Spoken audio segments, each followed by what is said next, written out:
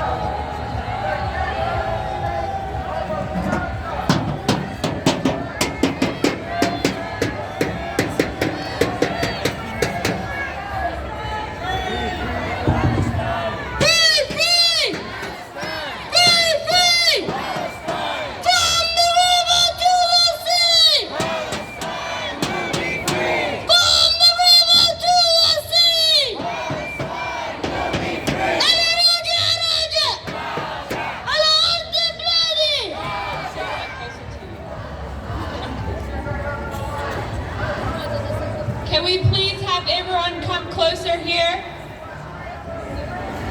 Please ignore the agitators. We are here for a bigger cause.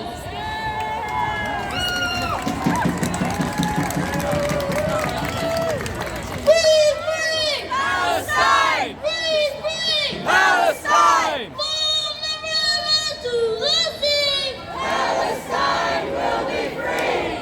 From the river to the sea! Palestine will be free! Alla Auckland!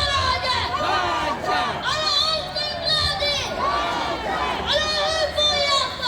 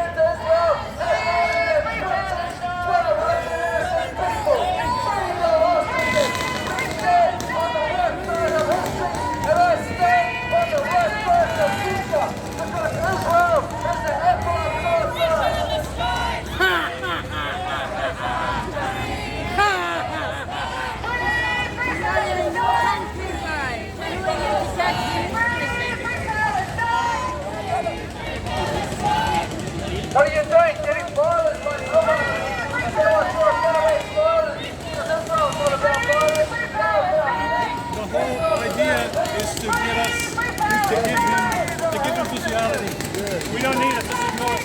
We'll go down this way.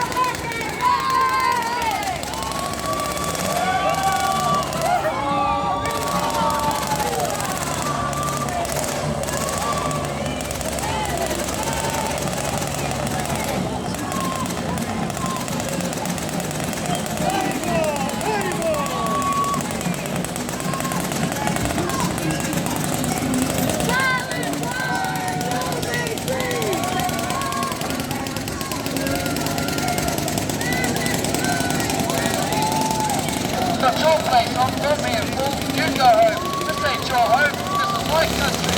I live here. I'll warn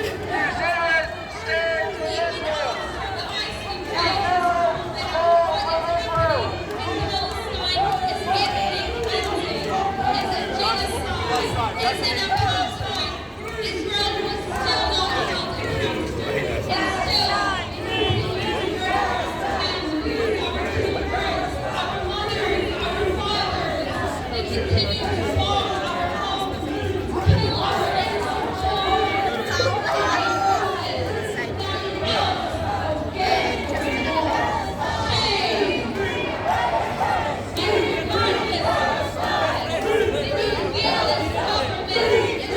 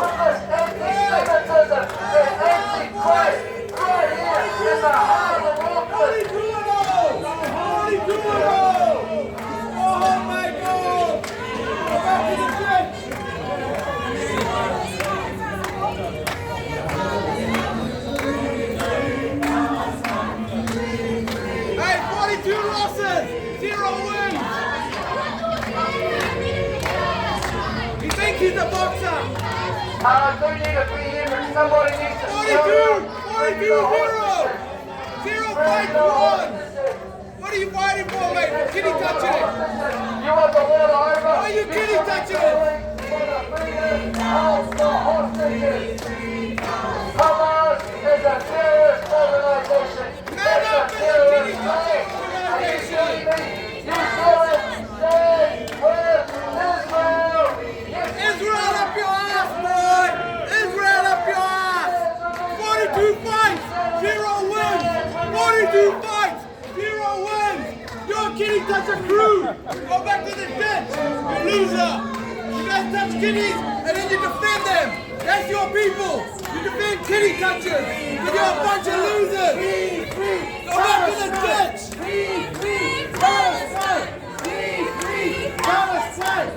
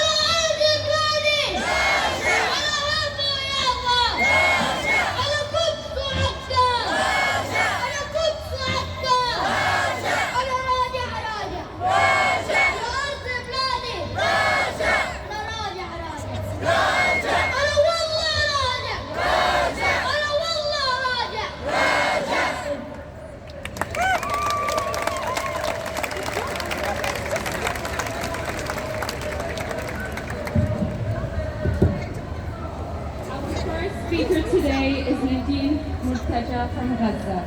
Please warmly welcome Nadine Murtaja.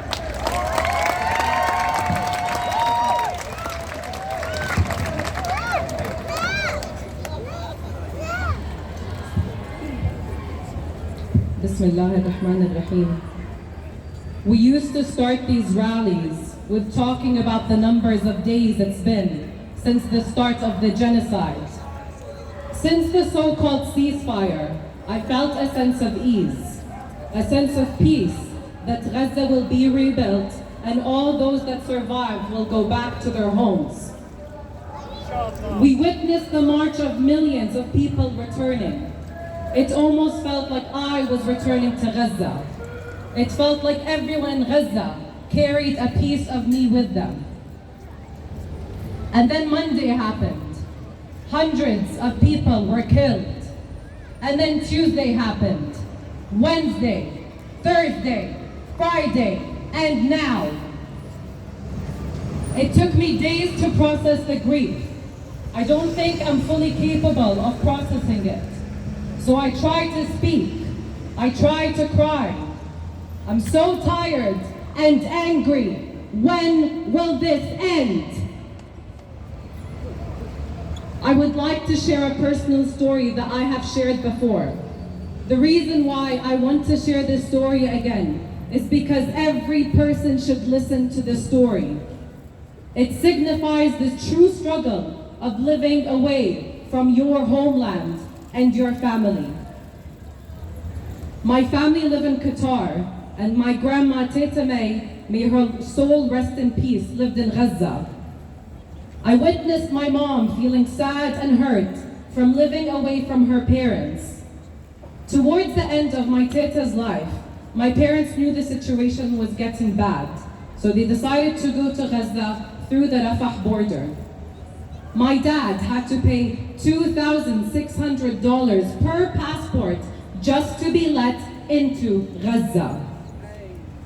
Can you imagine the pain we feel to pay that amount just to be let into our homeland? Shame! Shame! To add to this pain, we need to go through a lengthy interrogation process. What's the purpose of your visit? Do you have family in Gaza? How long are you planning on staying in Gaza for? What do you do for work? And since my dad was born in Gaza, the process goes on for hours and hours. Shame! Shame! My parents traveled from Qatar to Egypt. And while they were on the flight and they landed, my dad received a text from my uncle saying, "May her soul rest in peace." My dad's face changed and my mom instantly knew what happened and she broke down in tears on the flight.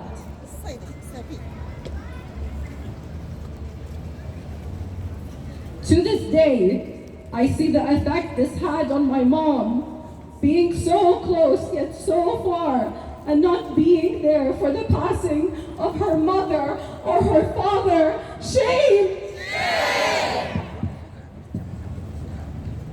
What we have to go through is not fair.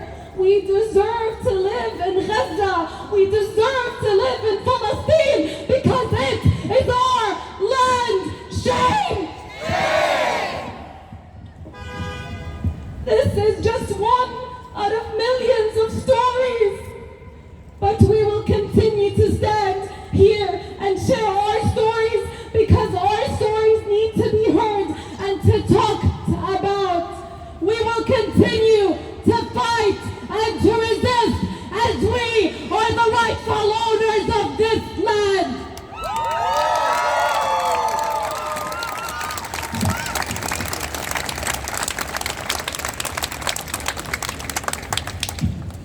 From the river to the sea, Palestine will be free. from the river to the sea, Palestine will be free. free, free Palestine. Free, free Palestine. Thank you.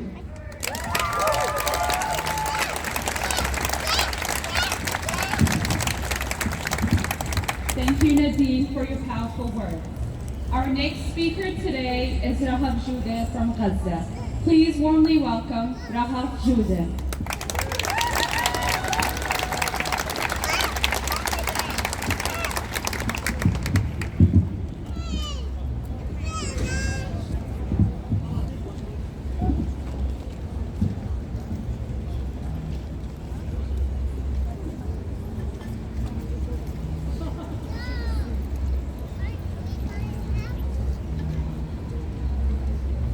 Assalamu alaikum and kia ora everyone. 62 days. 62 days is how long it took for Israel to end their so-called ceasefire. 62 days is how long it took for Israel to resume its bombing on Gaza. 62 days is how long it took for Israel to continue its genocide against Palestinians. 62 days is all the world gave us before looking away again. And in just 72 hours, Israel has murdered over 600 innocent Palestinians. Yesterday, March 21st, was Arab Mother's Day, a day meant to honor the woman who gave us life, who nurtured us, who led our hands through every struggle. But on this Mother's Day, Israel has no shame, no hesitation, no mercy. Mothers were not celebrated, they were slaughtered. They were buried beneath the rubble with the children they once carried in their arms. Shame! I want to read you the screams from a mother just a few days ago.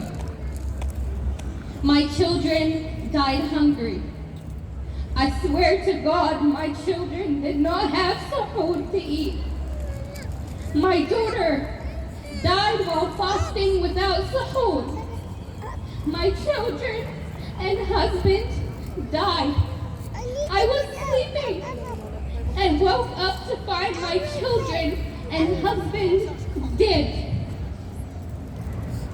A mother who carried her children for 9 months, who fed them, clothed them, held them when they cried, only to wake up to find them lifeless beside her. Shame! Shame! Her daughter died fasting. Her husband, the mother of her children, wiped off the face of the earth in his sleep. And she is left to scream into a world that refuses to listen. Why should anyone have to go through this? What kind of monster finds fulfillment in starving children? In bombing families as they sleep? In murdering fathers as they dream of waking up to another day with their children? And our New Zealand government, our so-called leaders, they see these screams, they hear these cries, they witness this genocide, and they do absolutely nothing. Shame on every politician who sits in silence while children are slaughtered. Shame on every leader who shakes hands with war criminals. How dare they pretend to stand for human rights while they turn a blind eye to the Palestinian rights? How dare they preach about justice while ignoring the screams of a grieving mother? Shame! The cries of Palestinian children should keep them awake at night. Because if they don't, if they can ignore this suffering, then they have no soul. And they have no right to call themselves human. Netanyahu and his puppet, Trump, must be held accountable for these crimes against humanity. The so-called ceasefire was a lie. Israel never stopped killing, they just did it in silence, thinking the world wouldn't notice. Shame! As we all know, we are in the month of Ramadan, a month of fasting, a month of peace, a month of reflection, a month of where families should be gathering, breaking their fast together. But in Gaza, there is no food to even break their fast with. Children are fasting not by choice, but because there is nothing left to eat. And still, they fast and they are bombed to death. If that doesn't show you true resilience, then I don't know what will. If that doesn't make you want to scream, to fight, to demand for justice for the innocent Palestinian lives being stolen, then you are a shameless, heartless coward. If you are sitting at home right now, watching in silence as mothers and children and fathers are being murdered, then let me tell you this. One drop of Palestinian blood is worth more than your entire existence.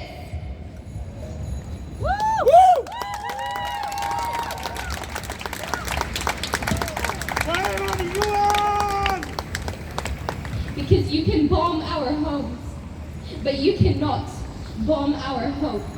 You cannot bomb our Palestinian blood. You can steal our land, but you cannot steal our spirit. You can silence the media, but you will never silence our voices.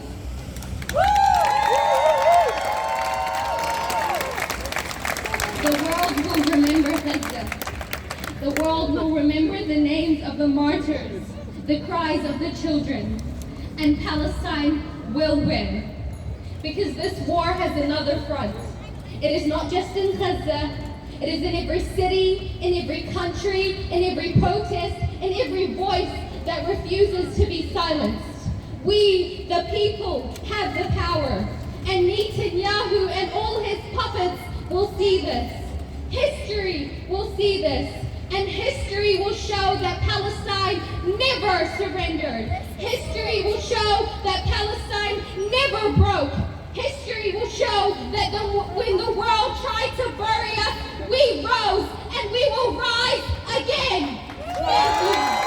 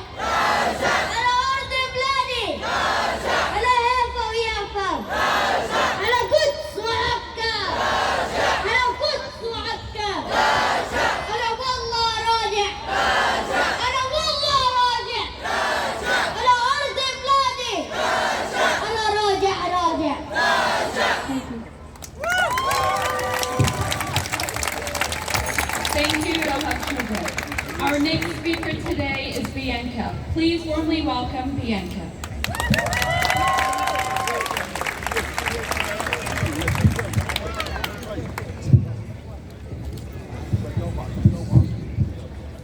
Kia ora tātou. To all of us gathered here today in solidarity with our Palestinian whānau, whose cries and fight for justice reaches our shoulders of Aotearoa and across the world. We come together as we confront the horrific genocide and the violent escalation of the occupation in the West Bank. At the hands of what can only be described as nothing other than white supremacist psychopathic murder. Shame! Hamas didn't break the ceasefire. Israel broke the ceasefire. Israel don't give a damn about the hostages. It's never been about the hostages. It's always been about the settler colonial project and the extreme settler colonial violence to achieve it. We stand here today to bear witness to the lives lost, the homes destroyed, and the hopes crushed under the weight of systemic oppression, funded by the US and supported by the collective West. Shame! Shame!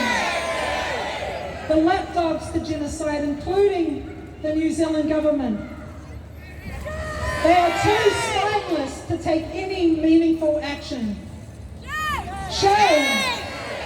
Let us remember the countless Palestinian lives that have been taken. Mothers, fathers, children, elders, all casualties of unjust and brutal military occupation that has persisted for over 75 years. From the bombing of schools and hospitals in Gaza to the relentless attacks on civilian areas, this is not war, it is a genocide, a calculated and systemic attempt to erase a people, to silence humanity, to remove them from the land that has belonged to them for thousands of years. In Gaza, tens of thousands of Palestinians have been murdered. In the West Bank, a new wave of violence has taken hold. As Israeli forces invade, displace, and destroy communities, families torn apart, and we've all been witnessing the immense amount of lives lost, including over 200 children in just the past few days. Shame! We also stand here today to acknowledge something powerful, the absolute right for Palestinian people to return to their homelands and to fight for their freedom. Resistance is not terrorism. Resistance is a cry of every oppressed people who are denied justice. The international community must hear this cry and respond with action, not with silence and not with complicity, and not with the complicity shown by the New Zealand government. Shame! This is where we, as the people of Aotearoa, must rise up. We must demand our government act now. Demand that the New Zealand government impose sanctions on Israel. We demand that it withhold diplomatic and economic support until Israel ceases its crimes against humanity.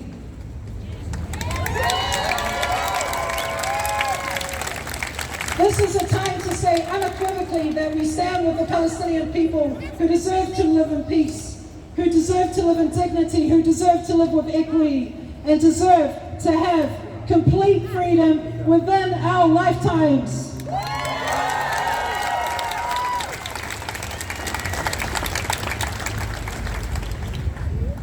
The Palestinian struggle and the Māori struggle are intertwined in the spirit of resistance and the pursuit of justice. We must acknowledge the deep and unbreakable connection between Māori and our Palestinian whānau. The struggle for Palestine liberation is not separate than the struggle that we face as tangata whenua. We have also been subjected to colonization. We have been subjected to land theft and cultural erasure, and we understand the pain of oppression. We stand in full solidarity here today, and we must do whatever we can, whether it's amplifying Palestinian-led kaupapa, whether it's creating awareness and advocating, whether it's taking to the streets, whether it's writing to your MPs. We must take all of the actions that we can by any means necessary. The fight for Palestine is a fight for all of us. The liberation of Palestine will inspire the liberation of oppressed people across the whole world.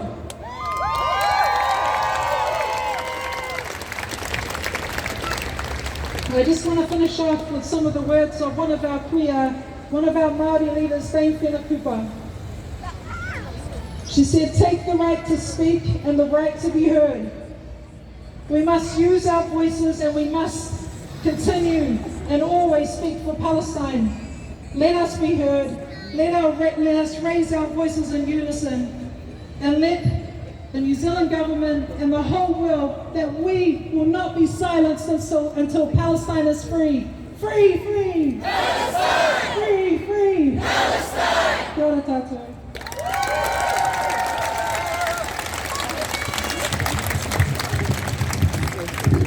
Thank you, Bianca. Our next speaker today is Chloe, who is a member from the Green Party, the only party that has showed its support for Palestinian rights much before the 7th of October. Please give a warm welcome to Chloe.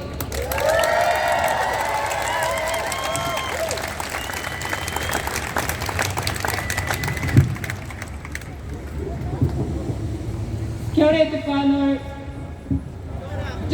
thinking a lot about what to say when words seem to fail us, and I've been thinking a lot about the fact that so many people who I've been talking to over the last few weeks and months and years have been feeling as though they're a little bit crazy right now.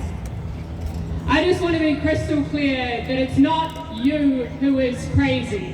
What we are experiencing right now and being asked to accept as normal is fundamentally, utterly crazy.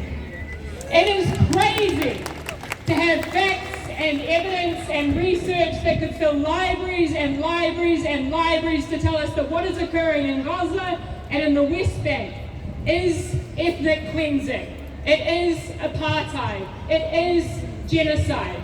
But it is even more crazy-making to have had that delivered live stream to each of us every single day on our cell phones. That is crazy. It is crazy to wake up every single day in a live-streamed genocide. I just want us all to reflect on the fact that there are a lot of things that could divide the hundreds of people that are currently standing in this crowd. There are a lot of things that a lot of politicians who want to make hay out of that division could point to tell us all that we could be separated. But as you can see, there is far, far more and far, far bigger things that unify us. That is our shared humanity. It is justice, it is peace, and it is love.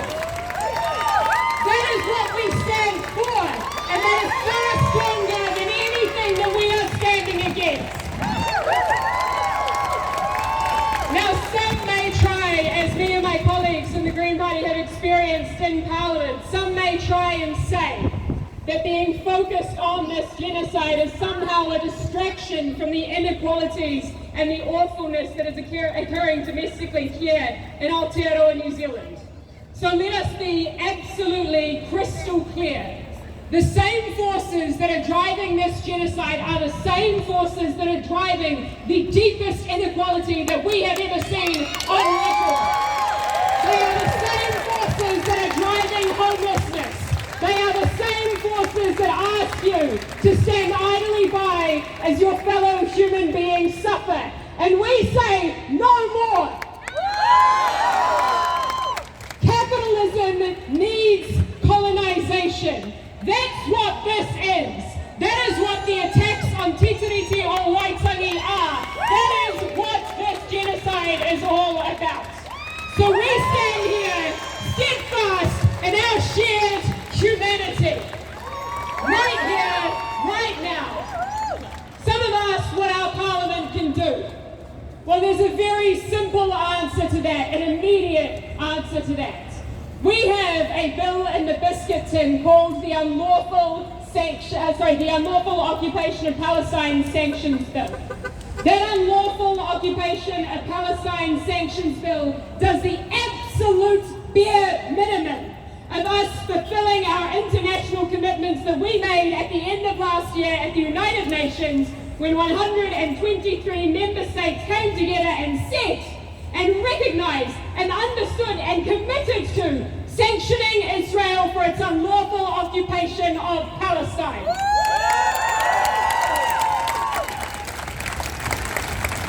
We've done it before, and we can do it again. We did it with Russia for their unlawful occupation of an invasion into Ukraine. So in Stefano, let's take a minute to reflect. What is so different about Palestine? What might that tell us about who is benefiting, who is profiteering, and where our allegiances truly are? Now, in order to pass this bill, we have worked across the aisle, across the opposition, and we have had the unequivocal support from Te Pāti Māori since December last year. We have had, as of a week and a half ago, the support of the Labour Party. What that means is that you now need just six of 68 government members of Parliament to demonstrate an iota of a conscience and to support this bill, to get it onto the floor of the House and do the absolute bare minimum to uphold peace, justice, human rights and humanity.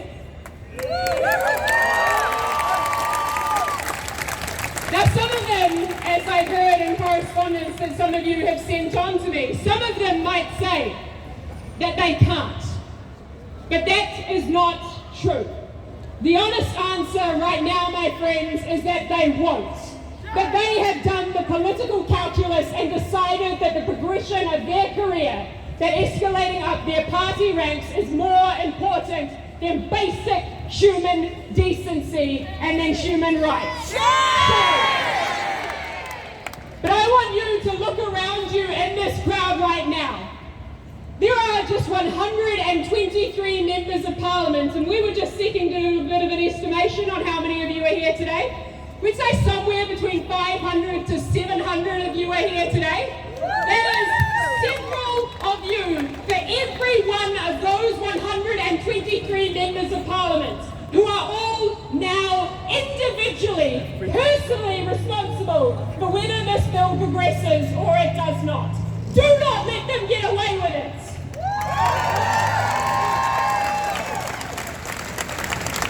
In the face of all of this atrocity, many have asked me time and time again what it is that we can do. And you are starting with the most important step. When you do not know what to do, turn up. Turn up and look around you. Find the people who share your values, those common values that unify all of us, far, far more than those who would seek to divide us. Find those people and make those plans. Those plans do not need to be perfect, but at Te Whānau, they will get us a lot further than standing around and hand-wringing. And we need to get our hands dirty. That means that all of us need to be doing the work to move this kaupapa forward with intentional and shared purpose. Because individualized, which is where those who want to continue to perpetuate these atrocities want us, individualized, exhausted, and turned away from each other, we are not in a position to grab our shared power and to make that necessary change. That change will not just happen. This system relies on your exhaustion and on your defeat. Do not give it to them. Keep turning up and know that you are not crazy. This system is. Human beings built it, and human beings can burn it down. And together, we can build something beautiful and new. Free, free! Palestine! Free, free! Palestine! From the river to the sea! Palestine will be free! Kia ora te whānau.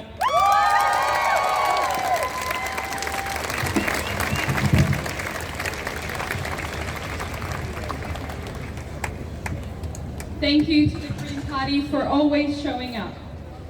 Before we begin to march, please welcome Tony for the safety briefing.